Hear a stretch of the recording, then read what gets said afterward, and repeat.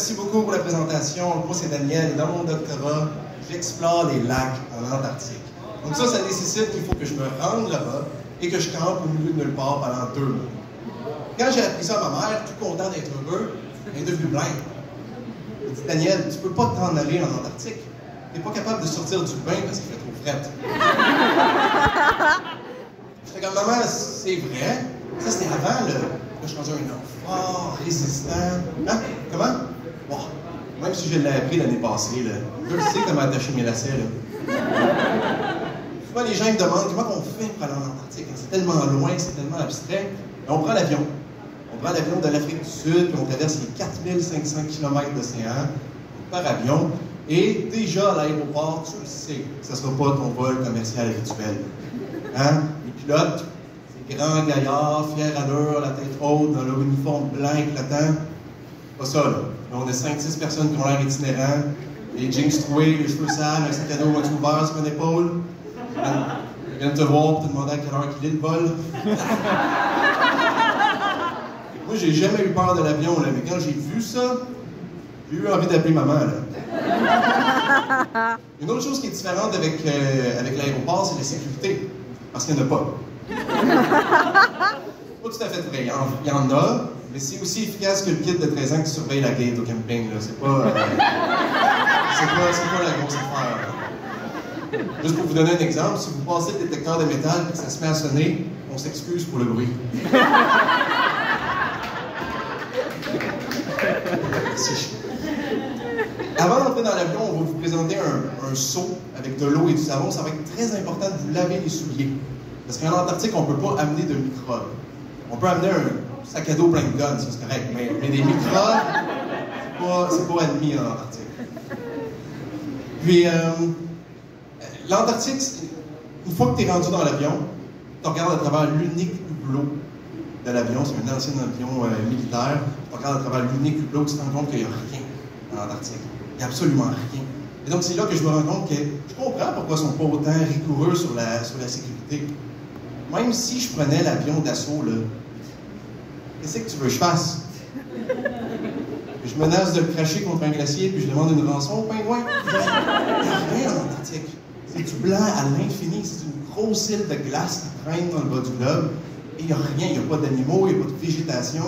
C'est vraiment l'endroit le plus venteux, le plus froid, le plus extrême sur la planète Terre. Juste après Rimouski en février. Ça n'a pas rapport qu'il fasse autant froid à Rimouski. Mais j'ai vraiment aimé ça, habiter en Antarctique. Ça m'a fait retomber en enfance. Antarctique. Tous les jours, je me réveillais, je faisais du camping, je pouvais jouer dehors, hein, je pouvais explorer la planète qui nous entoure, je pouvais me pisser dessus au milieu de la nuit. Parce qu'ils ne vous montrent pas ça dans les documentaires, là, mais si tu vas en Antarctique, tu te pisses dessus, là. La raison, c'est qu'il fait froid constamment. Donc, ton corps doit s'adapter, il pompe plus de sang, ça fait travailler la vessie, les reins, puis ça te génère des tsunamis de pisse que tu dois gérer là. Et là, il y a un phénomène bien weird qui se produit. Vous le connaissez tous, ce phénomène-là. Ça a même un nom. Ça s'appelle le syndrome de la clé dans la serrure. Je vous donne un exemple. Vous allez à un spectacle. Vous avez vraiment envie de pisser. Là, à la fin du spectacle, vous ne pouvez pas faire la file. Évidemment, il y a trop de monde, ça serait trop long. Donc, vous prenez la décision de revenir chez vous et de vous retenir. Mais là, à mesure que vous vous approchez de la maison, comme si le cerveau se réveille. Oh non! C'est comme de plus en plus urgent, jusqu'au moment culminant lorsque vous mettez la clé dans le serrure. Là, le cerveau vous abandonne, coupe toute communication. Vous êtes arrivé, vous faites plus cette job bien faite, là.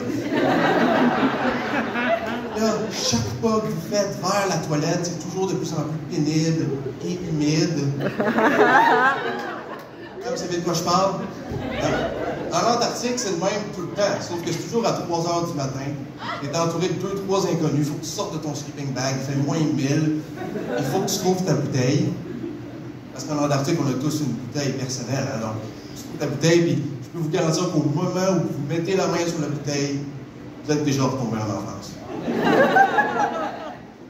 L'une des choses que j'ai appréciées, que j'ai adorées de l'Antarctique, c'est les rencontres qu'on fait. J'ai rencontré des personnes extraordinaires que je n'aurais jamais rencontrées dans un autre contexte. Et mon préféré, c'était Dale. Dale Anderson, c'était le leader de l'expédition, une machine de guerre, ça fait presque 50 ans qu'il va en Antarctique. Presque 50 ans. Il n'y a à peu près rien qu'il n'a pas fait comme là. Il est capable de faire des nœuds avec ses coudes pendant qu'il arrache la corne sur ses mains. La barbe est tellement longue qu'il se tricote des trucs avec. Là, le soir, pendant qu'on se réchauffait les mains sur une tasse de thé, il nous racontait ses anecdotes impossibles. Hein? C'est toujours des choses comme j'ai escaladé une crevasse à main nue, j'ai perdu un poumon par engelure, j'ai rencontré le père du Père Noël.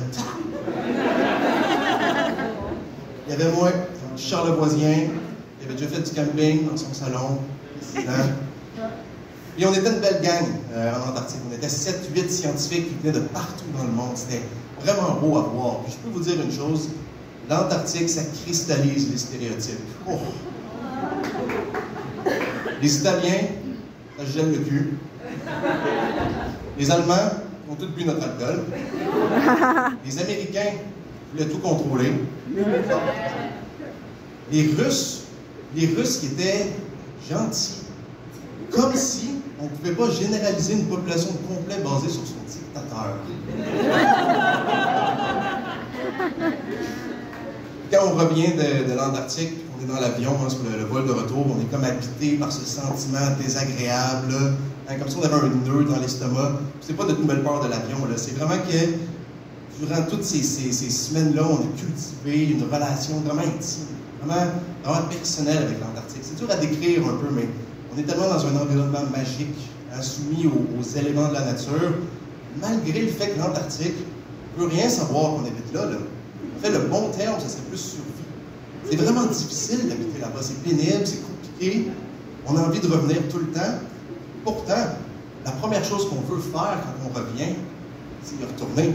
Un peu toxique, ça, comme relation. Là. Comme avec mon ex au secondaire. C'est pas une bonne idée de se retourner, là.